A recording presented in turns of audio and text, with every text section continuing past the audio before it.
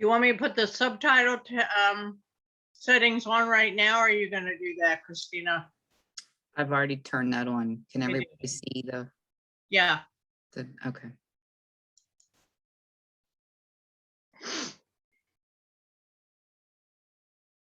Hey, I even clicked more and I knew where to find it. So that's good.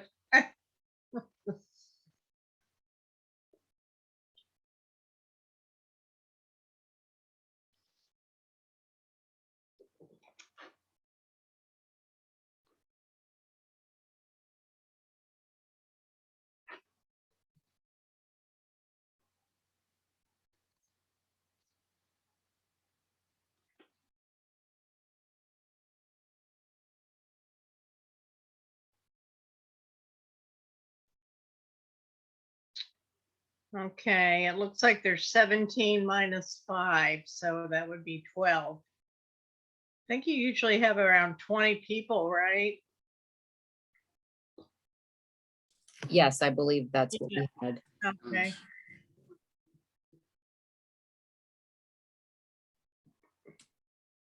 You want to wait one more minute or two? Yeah, let's just wait a minute or two and see if anyone joins, just in case anybody's having any connecting problems. Okay.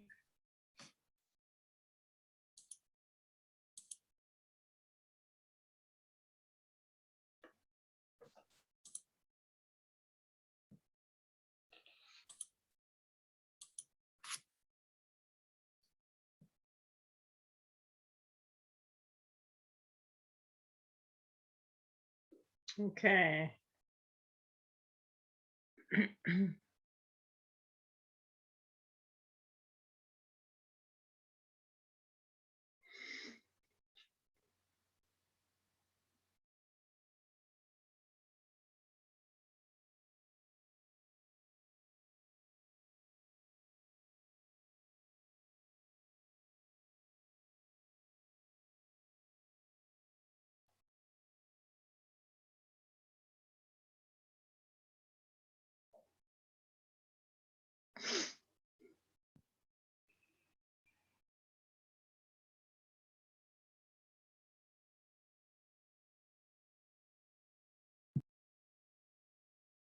Great.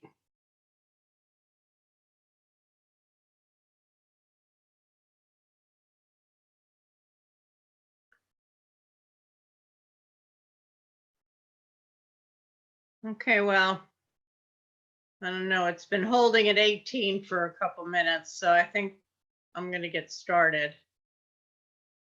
And I just want to make sure I just start with the intro. Nothing's going to come up on the screen, correct, Christina?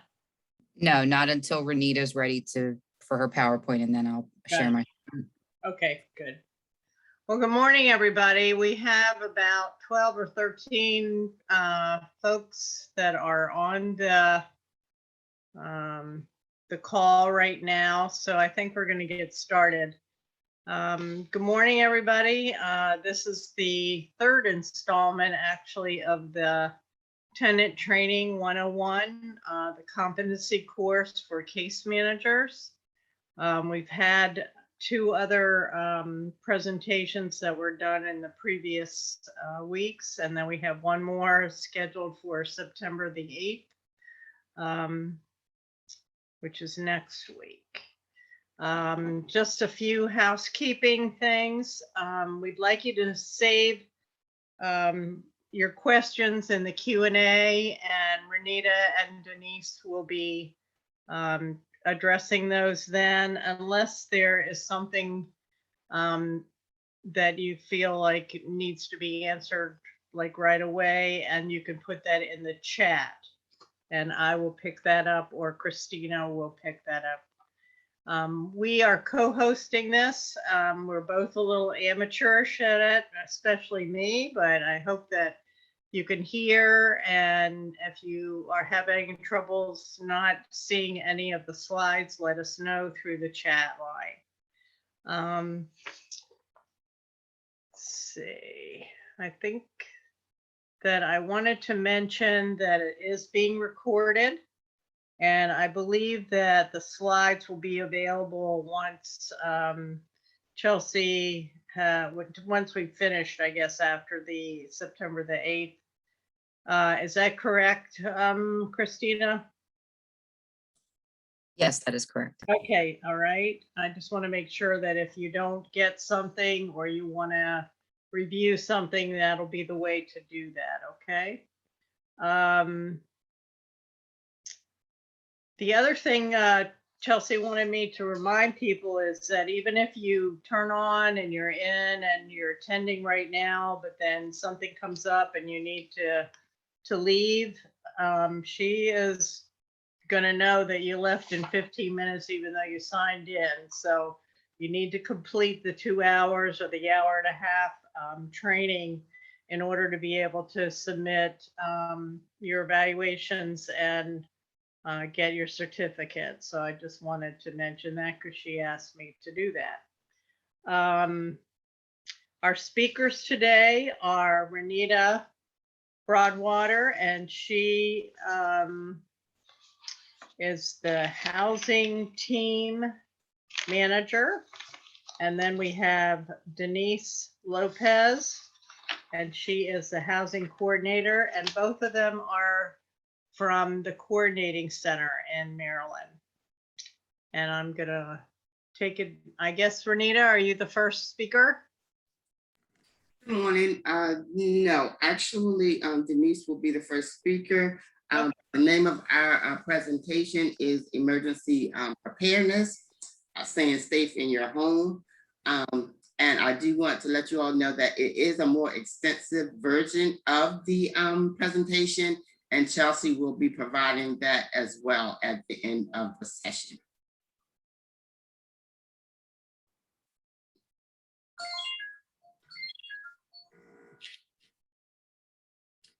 Now, are you starting with a poll question or no? No, No. Christina has to go to the beginning. Okay, got it. Thank you.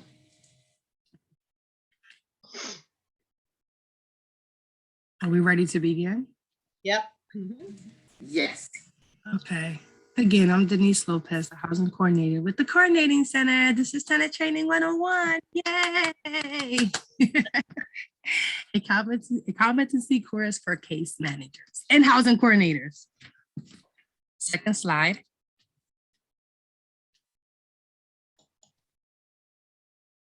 Emergency preparedness, staying safe in your home.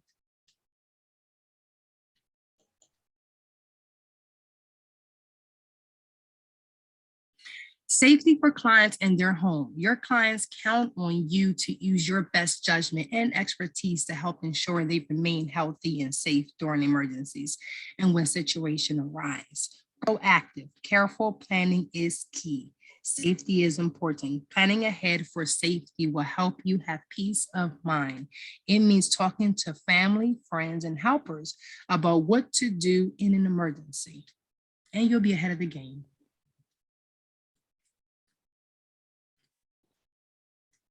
Before and during emergencies, prepare, be proactive, review emergency plans, connect individual with support, both formal and informal, community resources, faith-based resources, stabilize, provide sense of safety and security, keep things from getting worse. Meet any basic physical needs such as food, water, shelter, reduction of physical pain, referral for medical care. Communicate, establish support and compassionate presence. Reassure, share information, stress management techniques, and any other support available to clients. It's good to be proactive before and during an emergency so that when things do happen, you're already ready to go. You don't have to get ready and you stay ready. Next slide. And also, just let me add some examples of emergencies. Can be anything from power outages, HV failures, water supplies, tornadoes, floods, natural gas leaks, or anything such as that. What is an access of functional need?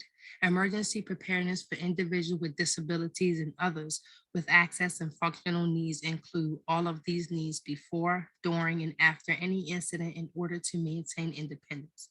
Examples of okay. Just hold 1 minute.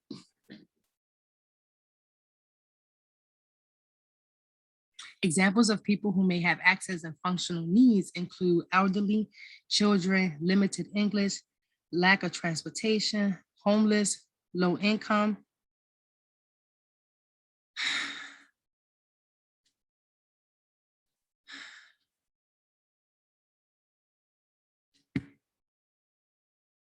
Can I click it to go to another? Next slide. Categorize planning consideration according to functional needs, which can change as an incident unfolds. People may develop access and functional needs as a result of the incident or disaster.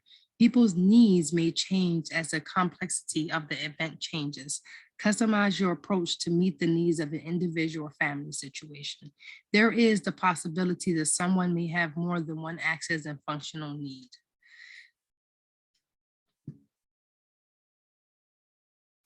Goals for client: ability to recognize emergencies, situational awareness, be aware of your surroundings, learn about emergency supplies and information so that their way, if you are ready, you don't have to get ready.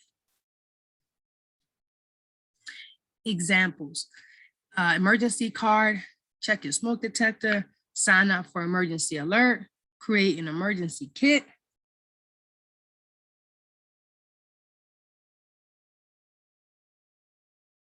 You never know when an emergency will happen. Learning about emergency preparedness and response will help you keep you safe, give you confidence, keep you calm under pressure. In a disaster, you will be ready.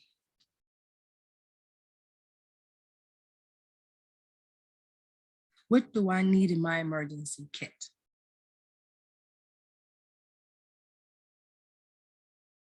Suggestions for ready kit or go bag: copies of important documents such as your insurance card, identification, any money you may want to take with you, a list of emergency contact information, medication, including a list of prescriptions, name and dosage, frequency, and doctor and pharmacy where you obtain your medicine. Also consider if meds needs to be refrigerated, a 3-day supply. You may want to take, and I say this because I remember at one time on myself, I had an emergency where I needed to take my child's medicine. So what I did is I had a freezer bag and I had put it in the refrigerator. So that at least like held me over for about a couple hours before I got to my destination, so I could put it back inside the freezer. So that's also a good thing that helped. Extra set of keys, flashlight, radio, cash and or ATM card, situation, hygiene items, including soap, denture care, supplies for service animal, clothes, blanket, pillow, basic first aid kit, and manual.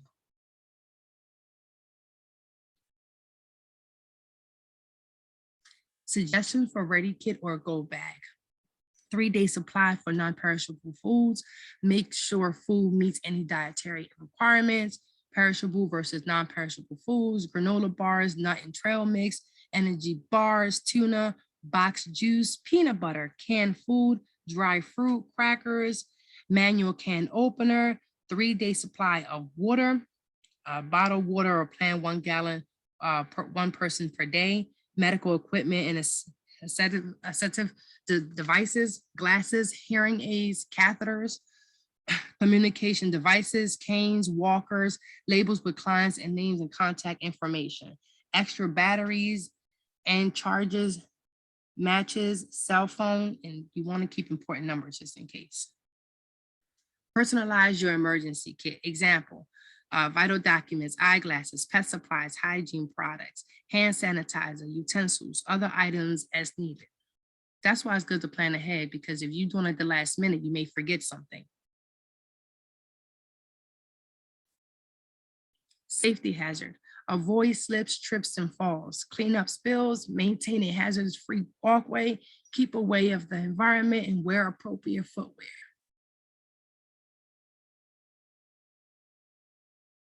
Safety at home: anything can move, fall, break, or start a fire in your home is a hazard.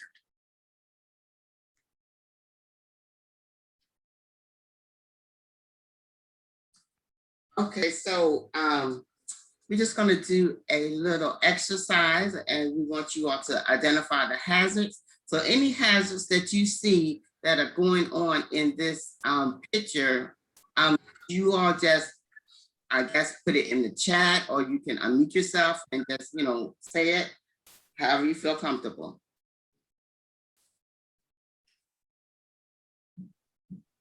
Child in the window, I see child in the window, yeah. Anything else?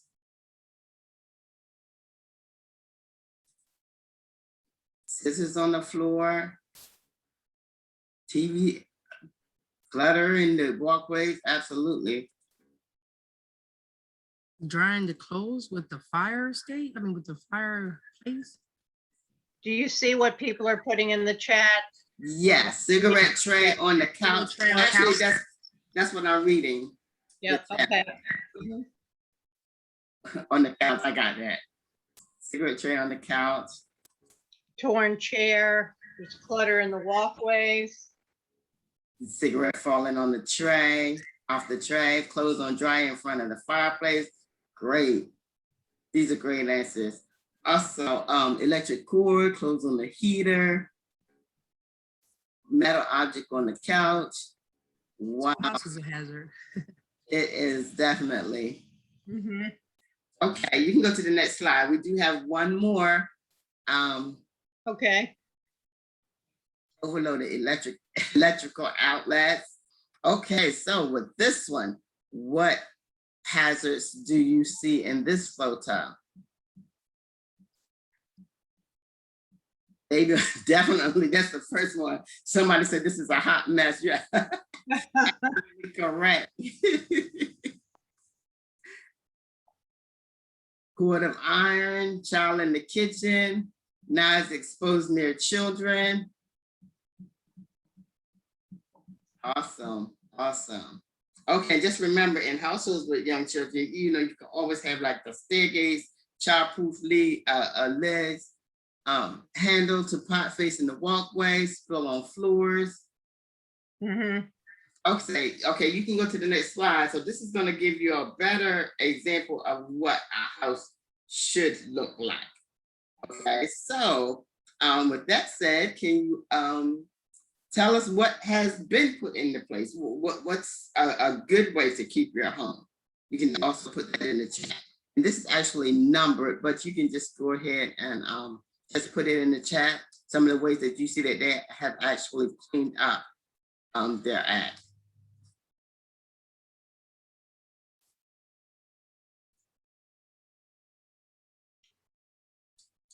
Nobody? No takers for the clean house? Clean house, items stored high up. Awesome. Mhm. I like the way the electric cord is running from the TV. It's covered and it's going toward the outlet. You have a slip rug, clear walkways and counters. Yeah. The plant is away from the living area. The counter is clear. Yep, clear walkways and counters.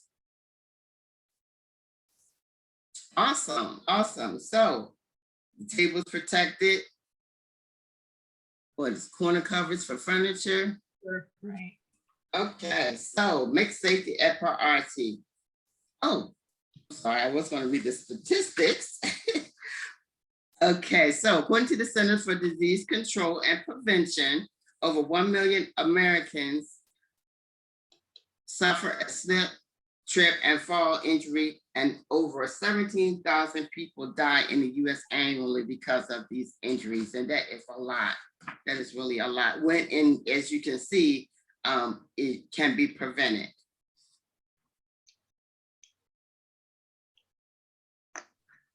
Okay, next slide. So, and this is a poll. How often do you change the batteries in a smoke detector? You have every 1 year, every 2 years, every 5 to 10 years, or never. I'll give you a couple minutes.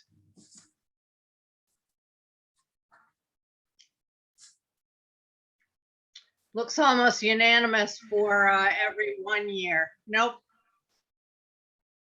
We have a couple 2 years and a couple of 5 years, 5 to 10. Okay, let's go to the next slide and we can see what it says.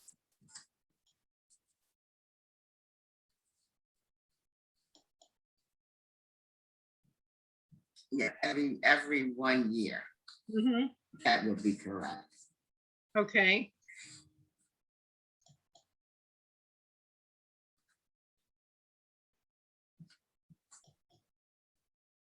Next slide, please.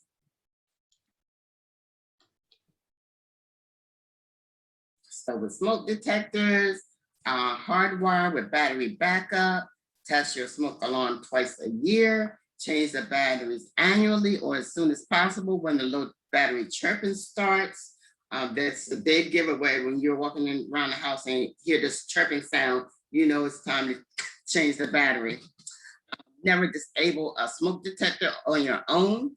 And inform the property manager of non-working smoke alarms. So if we know that that smoke alarm is not working, then somebody should be notified. Attention should be taken right away. Next slide. Okay, so for fire safety, learn how to use the fire extinguisher. And most importantly, know where it is. If you don't have one in your house, if you have a single family house, it's best to get one, know where it is, put it in a centralized location where everybody will know where it is. In the apartment building, some apartments now are coming with their fire extinguisher already in it, in the unit. If not, they should have one on every floor. So like I said, most importantly, just find out where that fire extinguisher is and learning how to use it. It's very simple. They use the acronym of PASS. You pull the pin, you aim it at the base of the fire, you squeeze the lever, and then sweep, I guess, the lever from side to side. And while this is going on, someone should be calling 911. Next slide. So maintaining your home. The responsibilities of the tenant is to report any issues that needs repairs. That could be anything from toilets, faucets, locks, lights, or anything else that breaks. The responsibility of the property owner is responding to those repairs in a timely manner. So if you had a repair such as a toilet, faucet, locks, lights, or anything that breaks, the tenant is supposed to report it, and the property manager is supposed to, or the property owner is supposed to repair it in a timely manner. Responsibility of the tenant this may include keeping your unit cleaned on a daily basis, changing the light bulbs regularly, or when they're immediately once they're blown out, taking out the trash, keeping the yard up, and using appliances correctly. The responsibility of the property owner is always keeping the apartment in good condition. So as a property owner, they're going to do their part to keep it in good condition. But as a tenant, the tenant has the responsibility of maintaining their household and always keeping it clean. I'm not going to say everybody's going to clean on a daily basis, but on a regular basis, keeping the house clean. And nowadays you have to keep it sanitized. With the pandemic that we've been going through, it's good to keep wipes around, Lysol wipes, disinfect and everything, and go through and sanitize your house on a regular basis. Next slide. Emergency information card. So these are some of the things that should be included on an emergency information card. The insurance information, your doctor's information, medications, out of area contacts, the neighborhood meeting place, emergency contacts, case manager's information. When you're working with a client, they should always have case management information on hand, local animal control, if there's an animal in the unit, and any after hours medical service providers for those that need the medication. Next slide.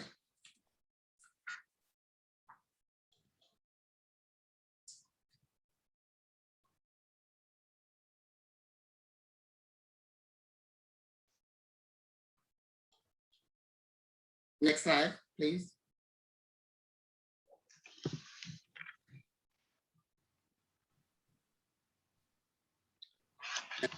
Doesn't seem to be moving. I don't know.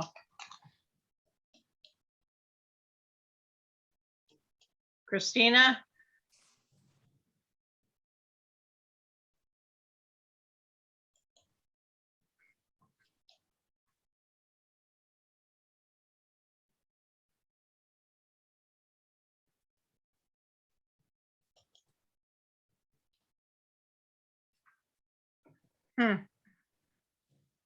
You can advance it.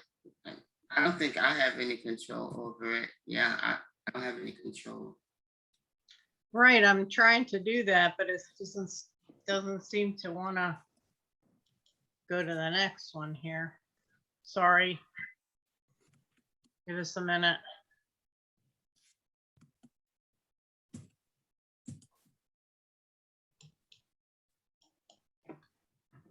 Yeah, I'm even using my arrows, so let's see.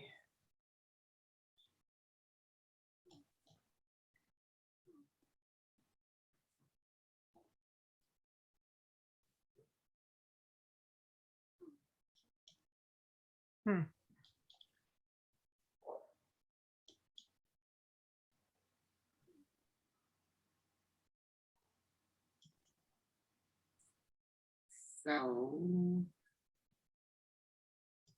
if you all could give us 1 minute.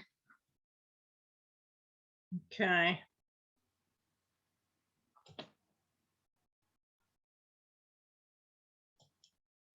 Yeah, because they were just moving along for us.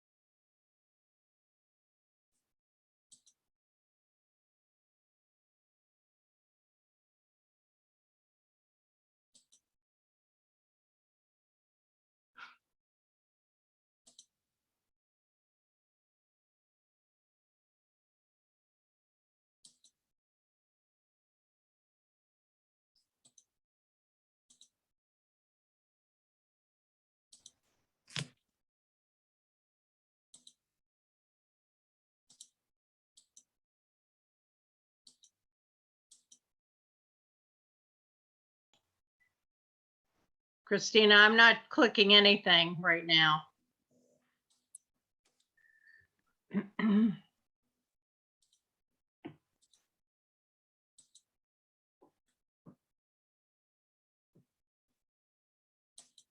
So it's not letting me.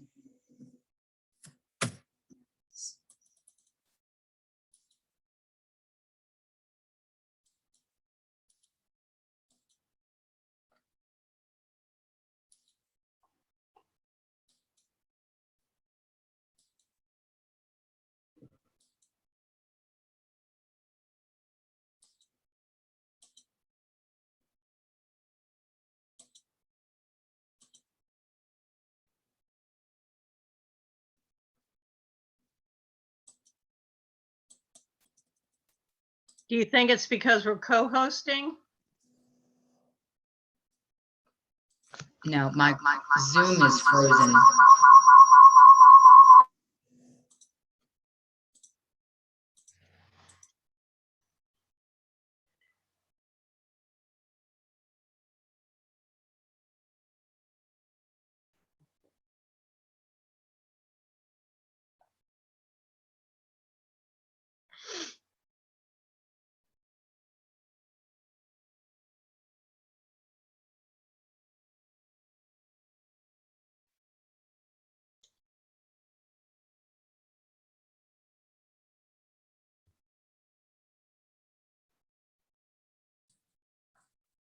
Okay, so do we want to kill some dead time? And everybody just name, just put in the chat, I guess, one thing that you have learned from the presentation so far while we're working out the technical difficulties.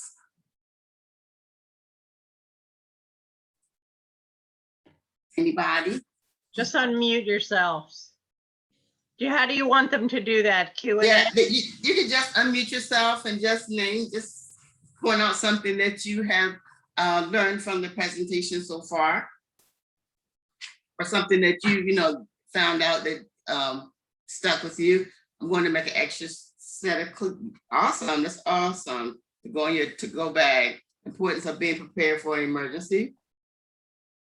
Great, great. Anything else?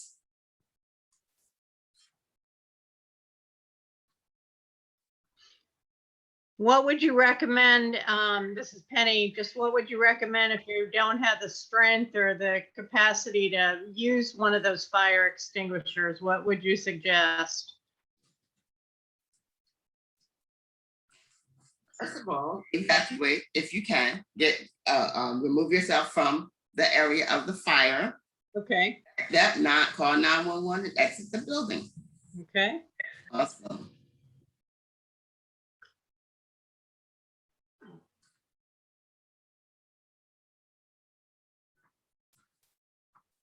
Does everyone know where, whether you have a house or apartment, do you have an emergency evacuation plan? Do you know what to do in the emergency and where to go?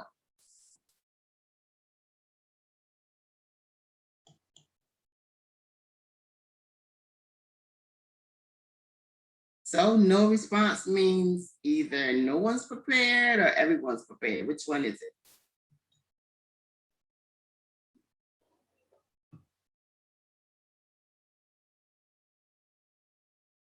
Okay, everybody's prepared.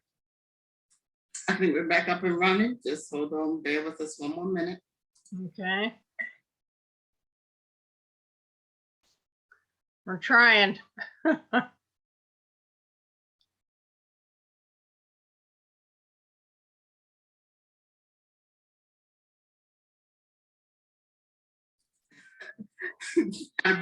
Abiola, you said you jump out the window? Is this what's gonna happen?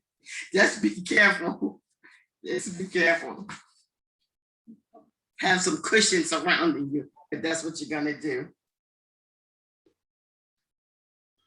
Renita, I think it's going back to what your presentation's all about for you and Dennise is just emphasizing be prepared, because in an emergency, when the fire department shows up for the people that are down in Louisiana right now, it's get out now. It's not a matter of, you can leave tomorrow. You need to leave now.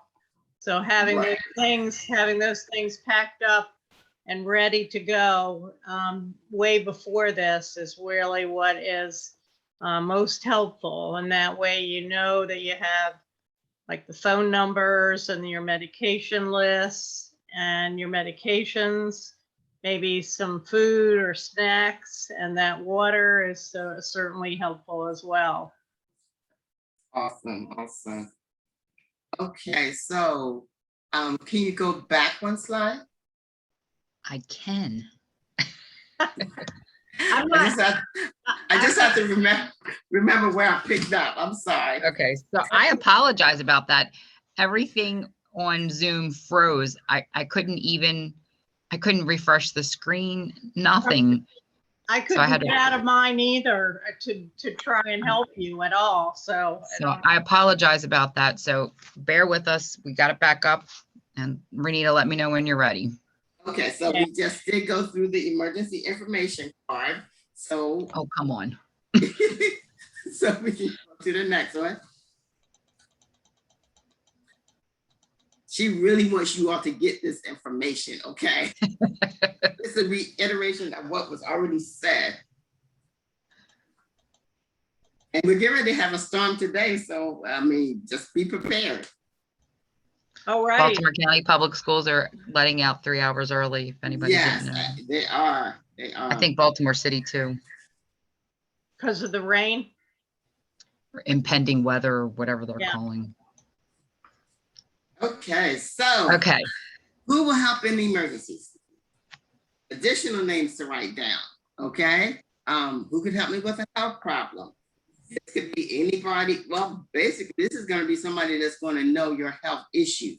Okay, so you want to make sure you have their name and number on file too. Who can help with home maintenance? If you're in an apartment building, have the not 911, but the emergency maintenance number available. Who could help with personal emergencies? It's the same, could be the same person. It could be family members, a friend, a neighbor, somebody that you can reach out to real quick in the event that you have an emergency and need to move fast. Next slide. Critical medical equipment. If you have critical medical equipment, enroll in the registry for the utilities list of customers dependent upon powered medical devices. Make sure they are registered with any utility company. Basically, every utility company has their form online. However, the form has to be printed and signed by the healthcare provider. Next slide. Get real-time information. Sign up for alerts and in your local jurisdiction. Each jurisdiction has a system to alert citizens to real-time disaster information. So however you want to be alerted, have that set up, whether it be by text message, telephone, anybody have the house phone now, online or whatever. Make sure you sign up so that you can get those alerts. And to monitor traditional and non-traditional media for disaster information. You have your TV, radio, online, any other newspaper, any other way to get that information. Next slide. Merlin Technology Assistance Program. This is a program that provides technical assistance for individuals with disabilities to make assisted technology more readily available through a loan program.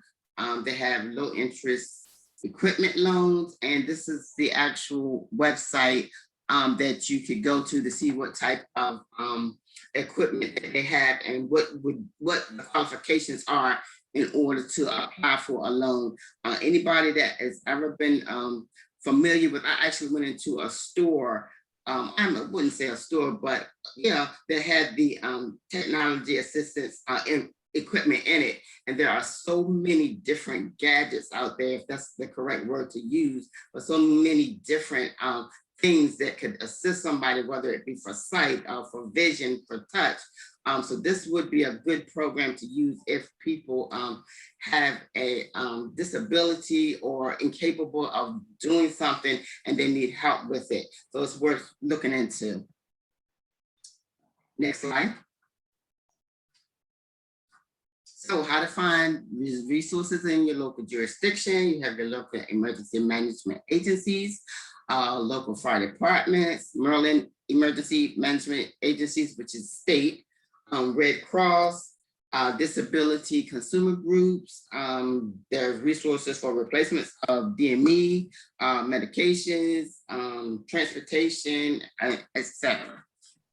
Next slide. And as always, emergency backup is 911. So if you are at all concerned about your well-being or your client's well-being, contact the police immediately.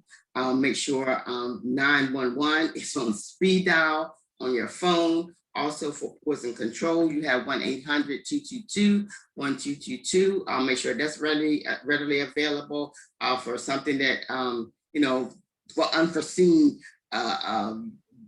drinks or whatever, when somebody actually takes something or gets a hold of something they're not supposed to have. So those numbers, two numbers are important just to have on speed dial. So with that said, thank you all for your help with keeping our participants healthy and safe. And remember, your safety is important too. We do want to apologize once again for the technical difficulties, but I hope you all got something out of the presentation. There is a more lengthier presentation of emergency preparedness that Chelsea will be providing at the end of the session, with all the sessions. And next slide. And this is my contact information. My name is Renita Broadwater. I am the housing team manager. And then we have Dennise Lopez, the housing coordinator for the coordinating center. Renita, are you going to be presenting the Red Cross information as well, or we're just sending that? No, we do want to review with you the American Red Cross Family Disaster Plan information, and it's just a template. We want to show you how to just make sure that you have all of your information, or the client has all of their information in one safe space. So in the event that of an emergency, you will be prepared. You know, and basically it's a checklist. This is a checklist, has your household members' numbers, any additional phone numbers that you might need, pet information if you have pets, plan of action, communication plans, where to shelter in place. It's a task list, who's going to do what and where. And that goes to, you can move up a little bit. And you're going to adjust this. You can adjust this to actually fit the need of you, or if you're working with a client, just to fit the need of the client. Okay, you can go up. And this is plan, what they call plan 9.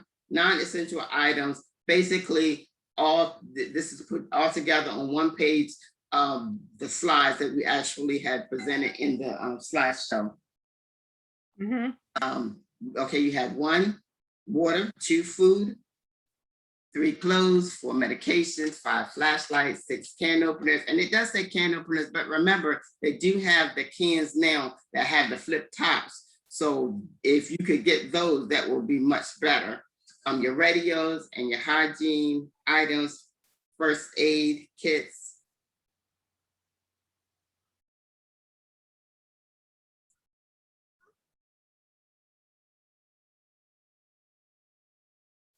Supplies. Hello? Okay, go ahead, Dennise. Yes, emergency supplies. Can we come back on some? Okay, some emergency supplies for you to have. The plan for a 3-day supply will be water, like a gallon of a bottle of water. Also food, non-perishable items like peanut butter, crackers, dry food, raisins, beef jerky, tuna or salmon, applesauce, fruit in plastic containers, juice in pouches or can, soup or stew. And like we said before, it's good to have a can opener, so that if you have any canned goods, you could open it up. What other foods would you like in your backpack? Anybody want to say what other foods they would put in their backpack?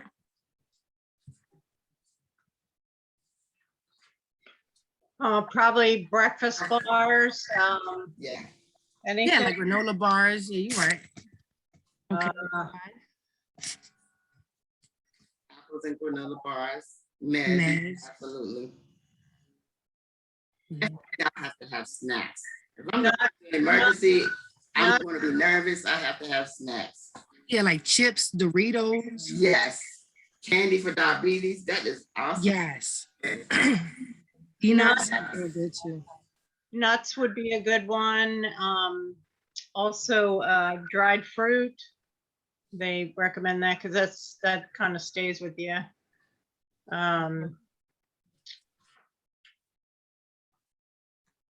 Okay, first aid kit. Can you down a little bit? Okay, first aid See, kit. this is a checklist of all the things that we've covered. And once you get them together, you check them off and have them store them in your bag, and you'll be set. Yeah, Dennise. Okay, first aid kit, 3 prescriptions. Make sure you order medications ahead of time and always have at least a 3-day supply at home. Learn what is in your first aid kit, just in case you need to add some things. Also make sure when you do your first aid kit, that all your batteries are working. You don't want to put in there batteries that are not working and things that are actually operating. Flashlight with batteries, toilet paper or tissues, scissors, can opener, manual, not electric, utensils, spoon, fork, knife, garbage bag for trash, antibacterial wipes, radio with extra batteries. Can I wanted to say something. This is Penny, and I had done a tenant training with someone in a wheelchair. They were on the second or third floor of this apartment building and over actually in Baltimore County. And one of her concerns was, she asked me, how am I going to get downstairs if there is a fire and they can't use the elevator? So there were some things that she didn't know about that she had to talk to the property manager about. But that might be helpful for somebody that feels, you know, like, who's going to get to me quick enough to get me out of here, and I can't use the elevator. So I think when you're working with someone that you know is going to have possibly some difficulty getting up and downstairs, especially in an emergency situation, you might want to take it upon yourself to have them talk to the property manager. And if they don't have a specific plan on that day, to make sure that they put something in writing and at least get back to the tenant, because that's something that they definitely get anxious about, as anybody would. So. Right. Yeah. Okay, this is a checklist of personal items to store in your backpack. Shoes, extra set of clothes, underwear, socks, sweater, blankets, it may get cold. Travel kit, toothbrush, toothpaste, shampoo, soup, comb, deodorant, lotion, extra pair of prescription glasses if you have, money, extra keys,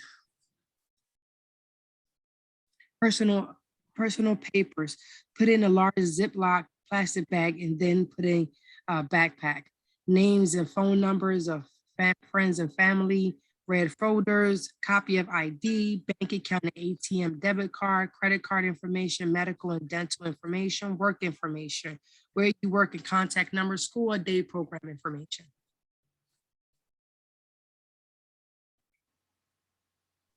Can you go back? Yeah, this is very important. Yeah, I can't see that either. Okay, you want me to do this? Can you zoom it?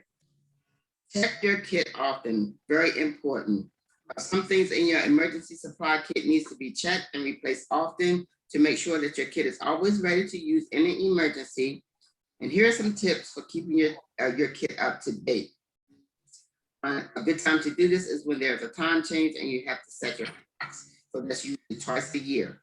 Twice a year. So replace water every 6 months. You check your food supply every 6 months to make sure it's fresh. Replace it if it's expired. Update your medications and check to see if they have changed or they've expired. Change your clothing supplies with the season. Warm clothes for winter, cooler clothes for summer. Replace batteries in the flashlight and radio every year. Check the expiration date on extra batteries every year and replace if expired. And update your emergency phone and contact list every year. You know, some people's phone number changed, so you just may want to check with them just to make sure that their number has not changed. And next slide.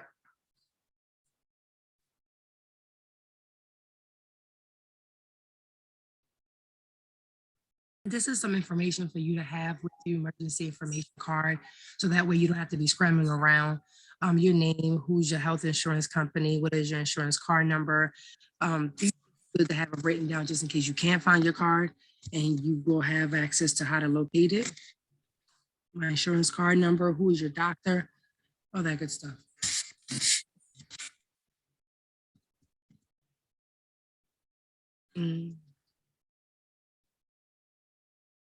What are some important things? Example of important things can be the wheelchair, hearing aid, or walker. Do you, excuse me, do you use any of these? Can you think of any other? Write them down. That's why it's good to plan ahead, to make sure you have everything together that you may need in case of emergency. What are the emergency contact, your friends, your family's phone number, your neighbor, in case of an emergency, who can you contact as soon as possible that may be able to help you right away for something you may need. Out of area contact. Can you scroll down some more? The neighborhood meeting place, and be specific, talk to your friends and family and pick a place to meet. Information about your disability, write down what is important to know about your disability, just in case anything changes. Or maybe before you used to use a walker, now you don't use a walker anymore because now you have to use a wheelchair. So certain things you may want to write down just so you don't forget, and you'll make sure you are prepared when it's time for you to go. And also your medications, make sure your medications are written down with the frequency, how often you take them, and the doses that you need to take for them. Okay, so this is a home hazard hunt worksheet. All right, so find the things in your home. And basically, I mean, you all can just, if you want to unmute yourself and just, call out, it's fine. But basically are the mirrors and pictures hung away from your beds and the chairs in your home. If you take a look around just to see where you have items in your own home, are they hung properly? Are they away from places where if something happens and they fall, they're gonna fall over top of your head? Bookshelves fastened securely to the wall. Most bookshelves are, in my experience, most bookshelves are not actually fastened to the wall, but make sure they're leveled and pushed up against the wall so that they're not tilted or slanted or easily to fall over. You can move up, and it's the same for cabinets. And with cabinets, with the electronic equipment, store them securely in the shelves behind the cabinet doors. When you have wires, make sure that they are stored properly as well and running alongside the wall and not loose out in the floor. Like mine is right now. I do have one I'm looking at. I gotta do that myself. Big windows near the bed, are beds and chairs at a safe distance away from your big windows. Are there heavy objects or shelves above your beds or chairs? Know that those are safety hazards, and that's for everybody. Cupboards are cabinets and cupboards fastened to the wall or the doors locked shut. Of course, if you have small children, you want to make sure you have safety locks on there, especially for like cleaning equipment or cleaning items, that you want to make sure that they're stored securely in a locked door. Is the water heater secured to the studs? This is not something that we normally pay attention to, but just have the maintenance person check this out on a regular basis. I won't say a regular basis, but as often as the smoke detectors, make sure the window water heater is secure the way it's supposed to be secured. And this one is basically a cheat sheet where you can have all the information stored on one sheet. And this is something that can be printed out, completed, and maybe put in a safe space beside a telephone or beside a couch, or maybe on the refrigerator with a refrigerator magnet, or even you can give a copy to one of your closest friend or closest relative. That way, if something were to happen to you, they would have all the information as well. And this is something that we're telling our clients, make sure that they give it to their supports so that they can have the information in the event that something were to happen to them. And is that it? Yep, that was the last page. Okay, thank you very much. Does anyone have any questions at all? I was gonna look in the Q&A. I don't see a number there for anything. No, it says no open questions. Okay. Okay. And in the chat, I see someone says, I always advise consumers to make themselves known to the fire station. Yeah, that serves that building. I think this was regarding what you were talking about. I'd be interested to know, Renita and Dennise, is there anyone that you have had to, when you've been working with folks, or even from the participants, of a special preparedness piece that you had to make arrangements for, either before or during, or you found out after the person moved in, that really was helpful for them to stay in their place?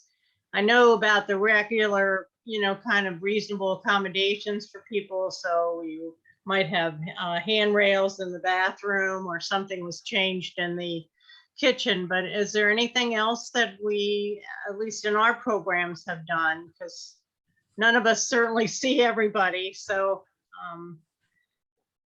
The only thing I can think of right off the top, Penny, is the emergency evacuation procedures in the event that something happens and someone can't use the elevator. right. A lot of the buildings now, it doesn't necessarily have to be a fire, but some of the elevators go out quite frequently. And so we have clients that need to go to doctor's appointments on a regular basis, or go to day programs or whatever. So to avoid them having to miss these things, they do contact the leasing office, and the leasing office sometimes can accommodate them to actually have someone bring them down. But that has to be with permission, because that can be very dangerous. And as well, I think I saw that in the chat, you contact your local fire department. I had a lady that contacted the fire department every time she needed to go downstairs if the elevator was out. However, it became to be an issue with the fire department because she was calling them quite frequently. So therefore, the complex had to make arrangements to actually get a working elevator, get their elevator fixed, and to keep it working in that situation. So a lot of times we run across that. That's one of the major things that we run across. Have clients that cannot get down from the second or third floor in the apartment, and some do unfortunately miss their appointments and miss the day programs because of these issues. Right. I happen to work with somebody in another building in Anne Arundel County where the elevator did go out a lot, and they had dialysis patients. Patients that would be dialysis outpatient, actually, and they had to call the fire department to be able to make those appointments, because they were looking at some very precarious complications, if they didn't get to dialysis. So Right. yeah, but I think you're pointing out that you need to really shore that up before the person moves in, so they're not anxious about it, and then and it causes much more stress than it should, because having some kind of idea, and family members that get worried about that. Right. Thanks for that. I think there's somebody in the chat.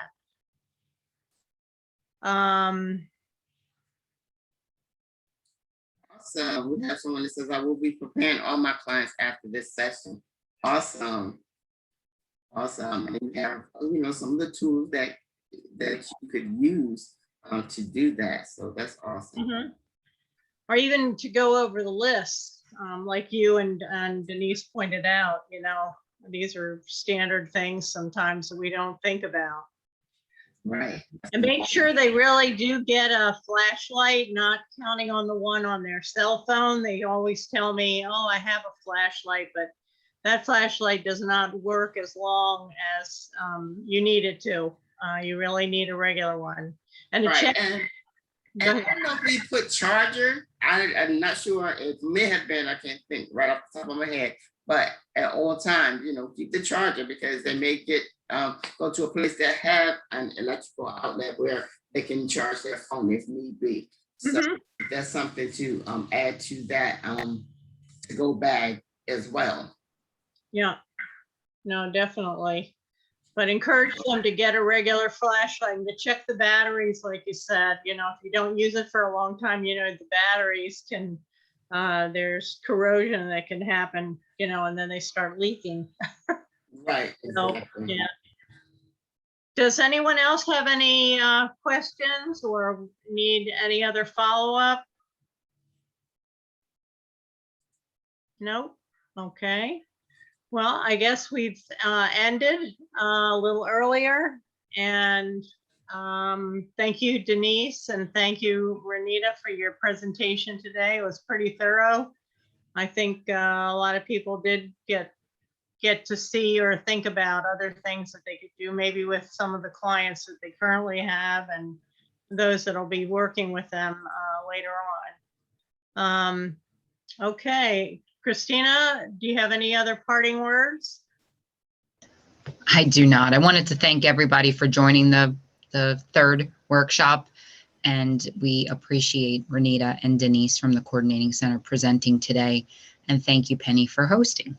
Okay, thank you too. All right. And then we will see everyone next week for our fourth workshop. Now, do they get another invitation or they're all out? They will have to sign up for the fourth workshop, and the invite has already been sent out for those. Okay, all right. I just want everybody to remember that, okay? Because you're gonna have a short week next week, and it'll be on Wednesday. It'll be here before you know it. So, Correct. all right, everybody have a good day and stay out of water. It's safe. Yep. Yes. Everybody be safe. All You right. too. Thank you. All right. Thank you. Thank you, Dennise. Bye-bye. You're welcome. Bye.